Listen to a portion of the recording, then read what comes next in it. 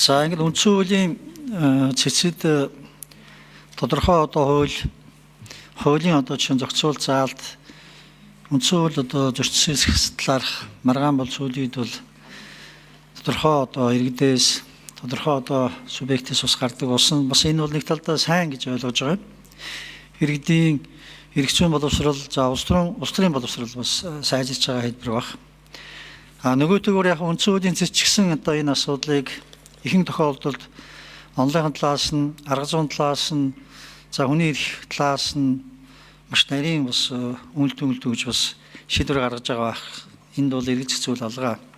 За яг өнөөдрийн бидний энэ үндсэн хуулийн цэцэс гаргасан дүгнэлттэй холбогдуулаад би нэг хоёр санал хэлье гэж бодож байна.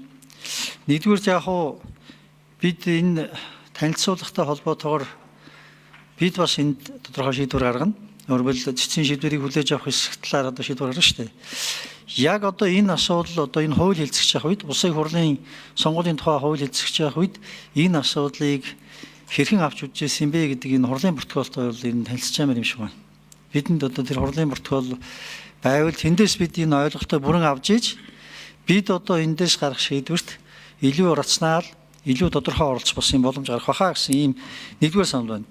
Хоёр дахь зүйл бол энэ чөлөөтэй сонголт хийх эрхт нь бол энэ бол одоо чинь нөлөөлсөн тэрнээс гадна чөлөөтэй сонгох эрхийг бол хязгаарсан байна гэж үзэж байна. Үзсэн байна л да. Гэтэл чөлөөтэй сонголт гэдэг юу вэ гэдгийг бол бид бас ном сурах бичгээс эрдэм шигний нийтлүүдээс авч уншлаа. Чөлөөтэй сонголт гэдэг бол хоёр болон түүнээс дээш хувилбараар сонголт хийх боломжийг нэгдүгээр илэрхийлнэ гэсэн байна. Нэгдүгээрт. Хоёрдугаарт тодорхой ямар нэгэн одоо жишээ нь субъектийн нөлөөгүйгээр дарамт шахалтгүйгээр сонголт хийх тэр эрхийг хэлнэ гэсэн байна.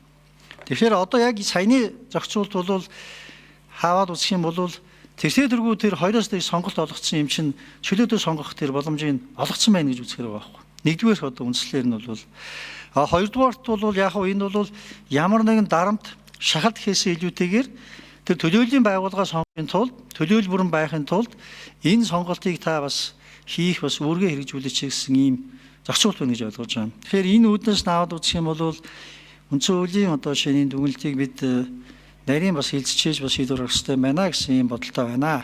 За баярлалаа.